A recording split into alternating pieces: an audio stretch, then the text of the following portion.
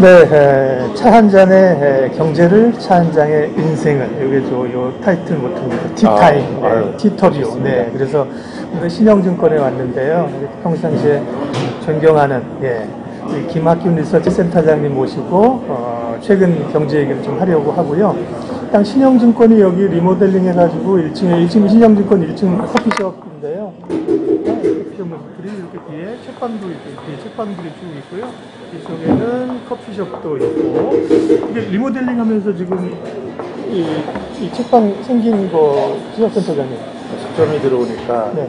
좀 건물이 근사해진 느낌을 좀 받습니다. 사실 이게 옛날에는 증권사 건물 1층에 커피숍이 있다는 거를 상상도 못 했잖아요. 그렇습니다. 증권사에서 돈 벌 때는 야 니네 뭐 몇 푼 주겠다고 이런데 와 근데 요즘은 다 커피숍이 들어가 있는데 네. 이렇게 서점이 들어와 있는 곳도 사실은 여의도에 별로 없어요. 그전에는 그 오대전이나 대우증권 지하의 책사로 있었죠. 저희 갔었고요. 기자생활에도 여기 여의도 백화점 내 지금도 있나 모르겠어요. 조그만 책방. 작은 책방, 진짜 동네 책방. 동네 책방이죠. 오래됐는데 여기 책방을 만들어 놓아서 여의도에 오시는 분들은 책도 보고 투자 관련 책이 많다면서요. 예, 그렇습니다. 뭐 투자가 그래도 좀 지적인 활동인데요.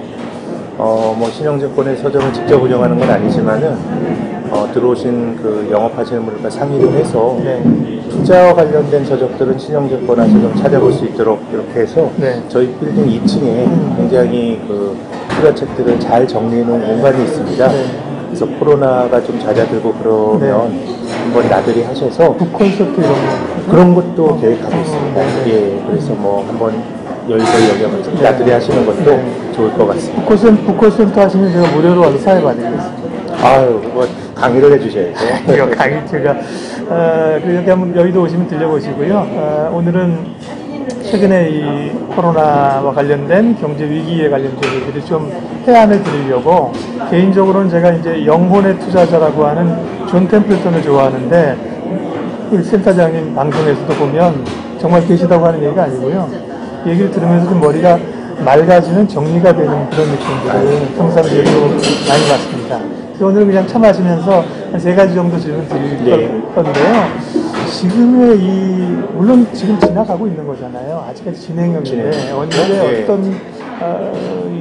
어떤 그 영향력으로 끝날지는 모르겠으나 이 위기를 우리가 어떻게 규정해야 되는가. 이제 금융위기, 버블이 꺼지는 금융위기로 봐야 되느냐, 경기가 침체되는 디프레션, 경기 침체로 봐야 되느냐, 9.11이나 태풍 같은 뭐 카트리나 이런 식의 어떤 재난형 위기로 봐야 되느냐, 어떻게 규정을 해야 되나요? 3가지가 다 겹친 것 같습니다.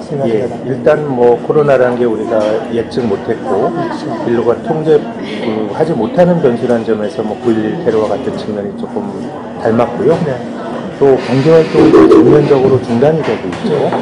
실물 쪽에서 문제가 발생하고 있다는 점이 뭐 생산이 멈춰지고 뭐 하기 때문에 2008년과의 조금 큰 차이 같네요. 2008년도 리먼 파산은 금융에서 실물에 영향을 줬다고. 그렇죠. 공장이 문 닫거나 뭐 사람들이 집 밖에 못 나가고 그런 일은 없었죠.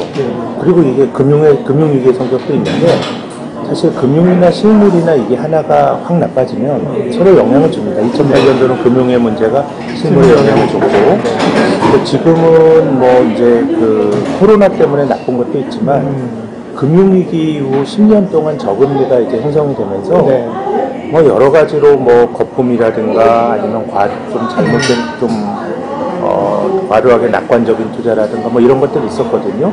그래서 이제 뭐 그런 것들이 금융 쪽에서 최근에 부동산이라든가 특히 이제 글로벌하게 상업용 부동산 뭐 이런 데서 문제들이 나오고 있거든요. 그래서 정말 이번에 위기야말로 우리가 지금까지 경험했던 여러 가지 위기의 성격들이 같이 들어가 있는 복합 위기의 성격으로 가야 될 것 같습니다. 무시무시한데요? 얘기를 들으니까요.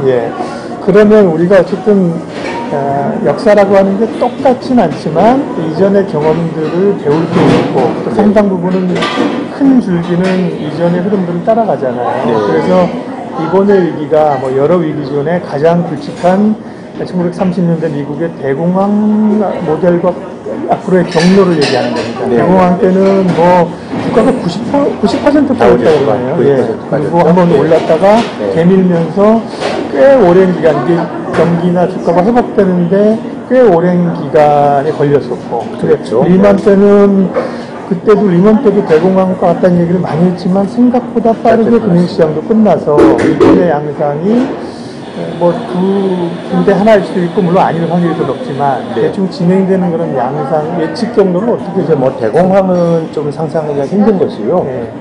그때는 여러 가지 이제 정책적인 제약이 있었습니다. 네. 일단 뭐 근본이제도 하다가 대공황이 안 했지만 돈 풀기도 어렵고 또 중앙은행의 적극적 역할 뭐 이런 것도 없었고요. 그래서 뭐 이제 대공황이 오래 끌었는데 폴 크루그만 같은 이제 사람은 미국이 대공황으로 비롯했던 그 경기 침체로부터 빠져나온 거는 뭐 뉴딜 정책 이런 게 아니고 네. 2차 세계대전으로 공급 과잉도 없애고 또 새로운 수요를 만들고 해서 벗어났다는 평가도 있거든요. 그러니까 제 생각에는 뭐 대공황은 그에 대응하는 네. 중앙은행이라든가 관료들의 생각. 그러니까 대공황 때 썼던 뉴딜 같은 게 이제 지금은 관료들의 상식이 돼버렸고요. 이제 학습 효과가 있는 거죠. 그런 거죠. 네, 근데 네, 그 이후로 이제 전범이 만들어진 거라서 뭐 가까운 비교는 2008년과 좀 비교를 하는 것이 어떨까 싶은데 지금은 되게 정책을 막 세게 쓰고 있는 거잖아요. 그렇죠. 네. 정책을 또 이제 정책을 필요할 때 써야 된다라고 하는 역사적 교훈이 만들어진 것도 대공황입니다. 네. 이후에 그 모델대로 정부가 돈 푸는 케인지안적인 정책들 또 그때보다는 중앙은행의 정책은 훨씬 더 강화가 됐고요. 네. 그래서 이제 2008년도와 조금 뭐 정책들을 보면 유사해요. 그래서 지금 코로나가 불거진 이후로 한 2달 정도를 복귀를 해보면 네. 적어도 금융 쪽에서 문제가 생기는 거는 막으려고 하는 생각은 명확한 것 같아요. 금융 쪽에서 문제 생겨 막는 건 일단 돈 푸는 거거든요. 네. 금융의 문제란 건 돈이 안 도는 데서 발생하는 거니까 미국이 뭐 무제한적 양적완을 한다 그러죠. 우리는 이번 달부터 채권을 가동이 되죠. 뭐 이런 식의 정책이 나오는데 2008년도의 교훈이 정책을 쓸 거면 미적거리지 말고 빨리 쓰고 돈 풀 거면 조금 풀지 말고 많이 풀어라. 시장의 예측 기대를 압도하는 수준으로. 그렇습니다. 네. 근데 지금 보면 그런 식으로 가는 건데 네. 근데 이제 문제는 이게 2008년과 다른 거는 실물의 문제이기 때문에 모든 가정이 코로나에 따라 달라집니다. 뭐 성장률이 어떻게 될 거다, 뭐 L자형 회복이다. 예를 들어서 뭐 미국 같은 데서 코로나가 뭐 5월, 6월까지 간다 그러면 우리나라 성장률도 뭐 마이너스까지 가는 게 불가피해 보이고요. 네.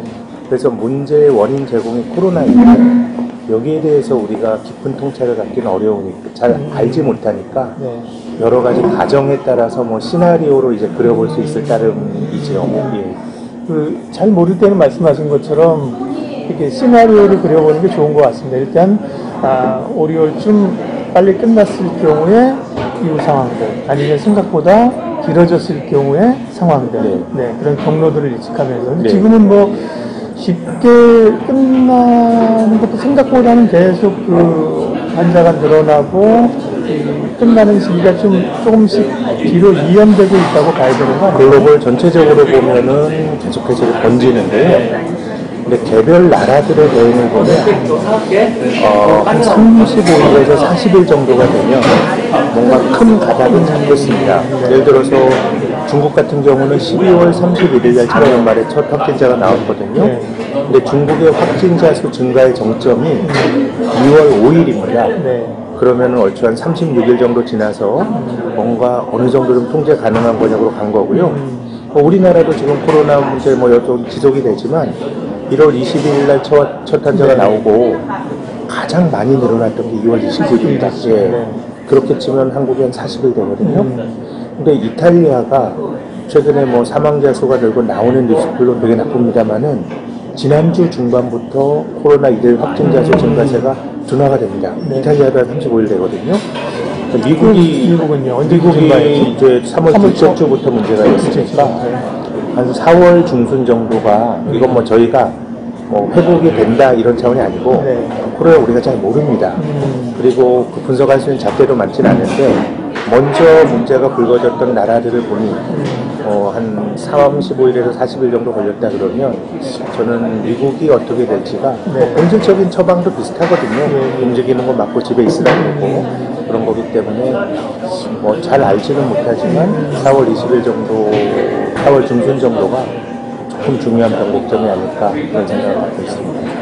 그러니까 보통은 뭐 공급 측 사이드는 어느 정도는 뭐 예측할 수가 있는데 늘 이제 사람의 수요 측 사이드 심리를 못 읽잖아요. 근데 이번에는 그거보다 더한 바이러스의 전개 과정을 읽어야 되는 거니까 예측이 어려운 건데 아마 지금 말씀하신 그런 다른 나라의 대충 주기적 시나리오가 맞아 들어가고 그게 대략 이제 미국까지 건너가서 거기서 훨씬 난다면 그러면 뭐 4월 미국이 4월 한 중순쯤이라고 하면 뭐 우리도 경과 시간이 있겠지만 한 6월 7월 뭐 그쯤 마무리되고 하반기는 좀 경제 박차를 가할 수 있다고 하면 충격은 길겠습니다만 그렇게 막 오랜 그런 게 그게 좀 베스트 시나리오는 거죠 그쪽이 그렇죠. 그래서 뭐 어쨌든 이후의 형태는 V자형이 될 겁니다. 우리가 중국의 3월 제조업 PMI가 50이 넘었잖아요. 그러니까 경기가 이렇게 떨어졌는데 워낙 떨어지는데 반등의 강도가 완만할 수는 없고 1차적으로 가는 건데 근데 이제 조금 걱정이 되는 것은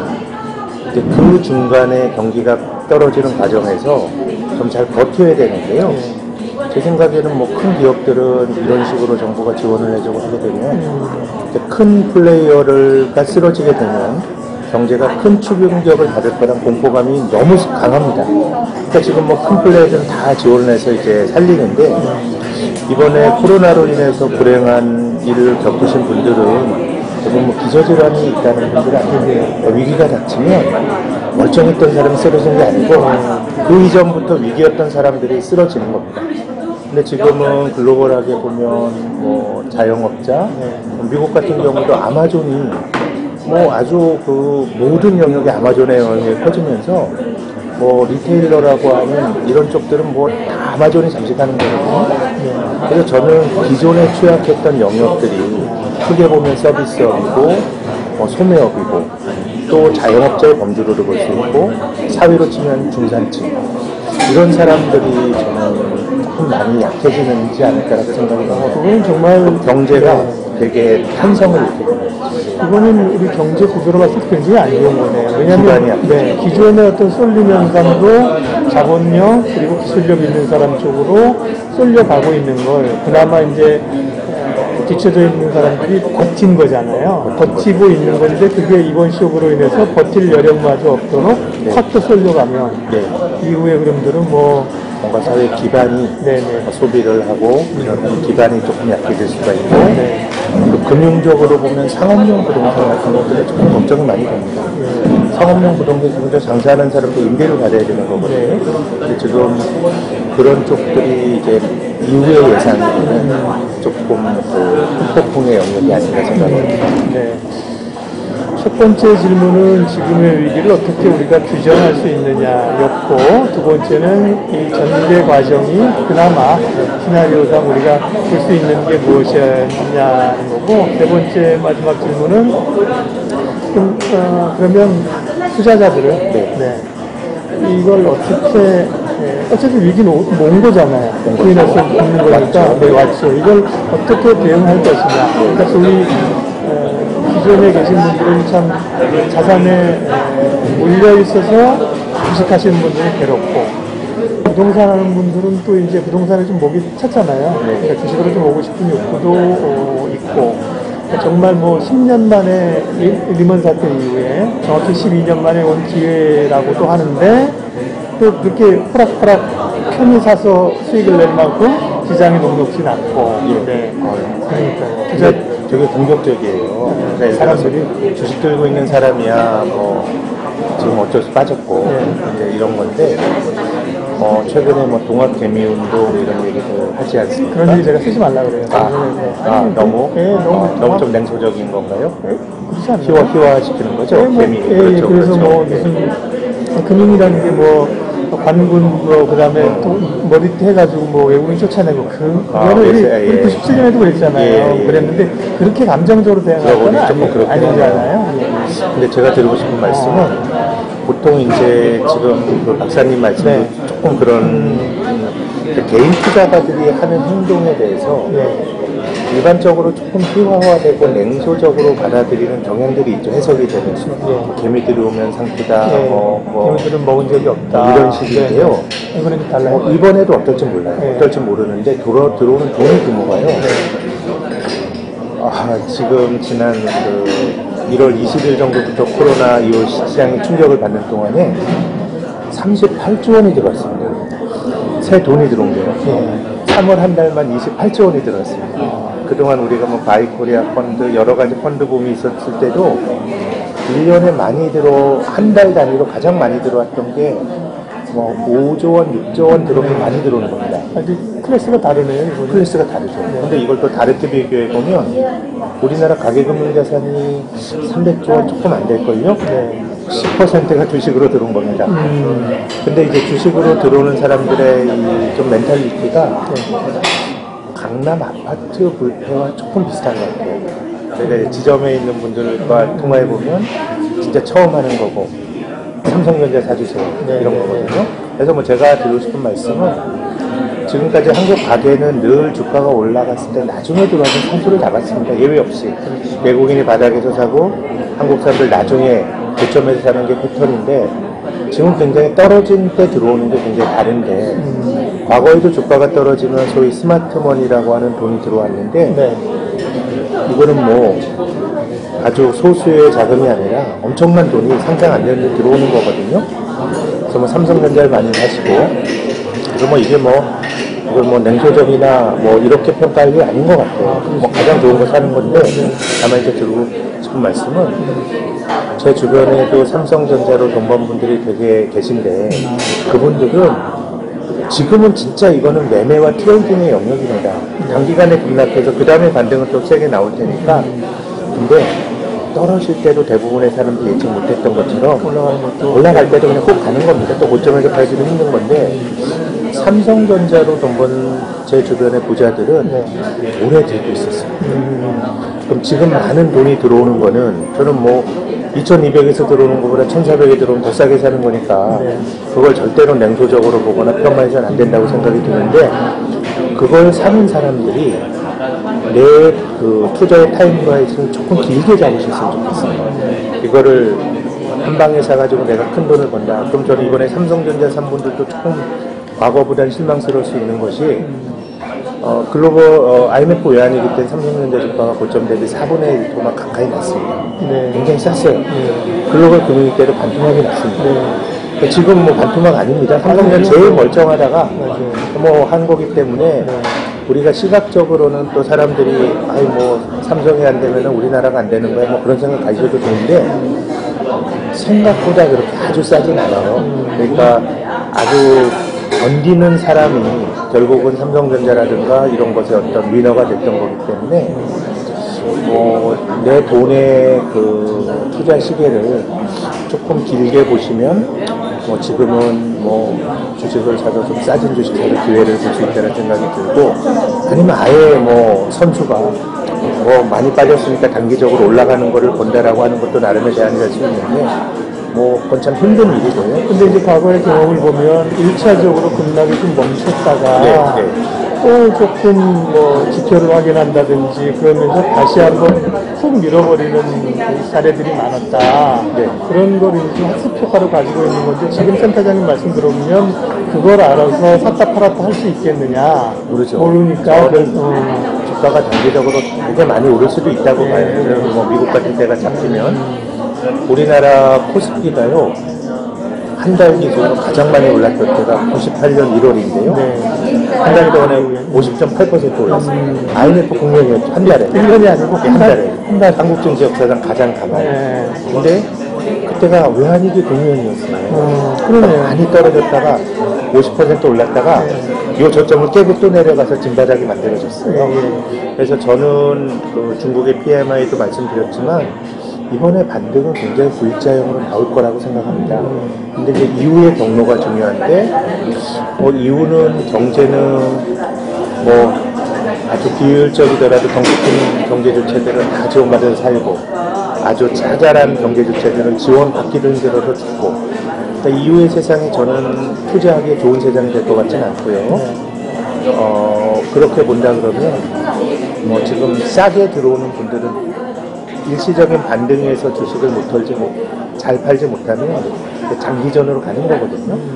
뭐 장기전으로 간다라고 하는 게 뭐 나쁜 건가요? 내가 내 돈 갖고 하면 내가 주식을 그동안에 배당이라도 받을 수 있을까? 이런 것들 조금 따져보시면서 이렇게 투자 시계를 넓게 가져간다 그러면 저는 조금 지금 들어오는 돈들이 더 긍정적으로 이길 수 있다고 생각하는데 그 변동성을 내가 한번 취해보겠다라 그러면 그거 할 수 있으면 좋죠. 그건 아무도 몰라요. 제 생각에 저는 주식시장에 V자형 반등이 나올 거라는 기대를 갖고 있는데 그 반등은 우리가 2월, 3월에 떨어질 때 주식 가진 사람이 하다 대처도 못하고 떨어졌거든요. 올라가는 것도 마찬가지라고 생각합니다. 그래서 증시경험 가운데 주가가 떨어질 때 주식이 없는 사람은 주가가 오를 때도 주식을 가지고 있지 않을 가능성이 높다. 그게 그 말이잖아요. 이거는 좀 대체적으로 보면 주식에서 크게 깨진 사람들이 어느 정도 좀 복구가 되고 또 뭐 바닥에서 조금 산 사람도 기회가 있을 텐데 뭐 그런 거지.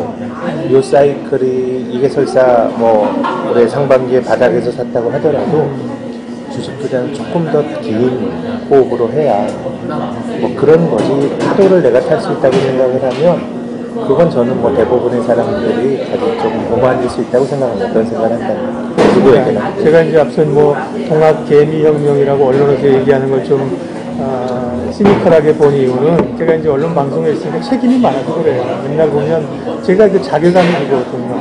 정말 좋은 정보를 드린다고 내가 앉아서 하는 얘기가 투자자들 헷갈리게 하는 건 아닌가? 뭐 그런 또 이 단기 매매를 부추기는 방송이나 신문에 먹고 살아야 되니까 그런 보도가 많잖아요. 그래서 뭐 감정적으로 무슨 동학 개미혁명을 얘기하는 거를 저는 방송에서도 그런 얘기 가능하면 하지 마. 뭐 작가나 PD님한테 그렇게 얘기하는데 근데 좀 다른 시각으로 해석을 또 해주셔서 구조적인 감정적인 게 아니라 구조적인 자금의 흐름들, 그 크기 뭐 이런 걸 말씀하시죠. 크기는 흐름은 진짜 이게 일시적인지 어쨌든 이 규모 자체가 정말 상상 못할 정도의 돈의 흐름을 봤으니까요. 그러니까 저금에 돈이 많이 풀렸다.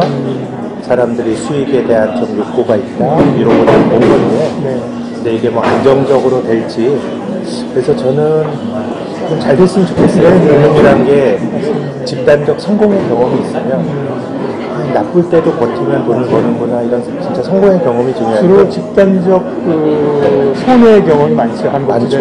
기본적으로 높을 때 들어왔어요. 그러니까 어떻게 보면 전 그래서 지금 개인 투자가들은 절대로 폄하해서는 안 된다고 봐요. 대부분의 증권사들 올해 시장이 좋을 거라고 했잖아요. 코로나 예측 못했지만 그럼 2,200원에 주식 사라고 했다가 1,400에 들어오는 사람 보고 재미나 이런 건 아니고요. 떨어졌을 때 기회를 보는 저는 건데 이게 결과적으로 잘 돼야 되는 건데 이제 이후에 뭐 1,400에서 사셨다 그러면 단기적으로는 20%가 올랐습니다. 근데 이제 제가 보니까 뭐 장기 투자가 늘 능사는 아니라고 생각하지만 트레이딩을 잘하는 거는 힘든 것 같아요.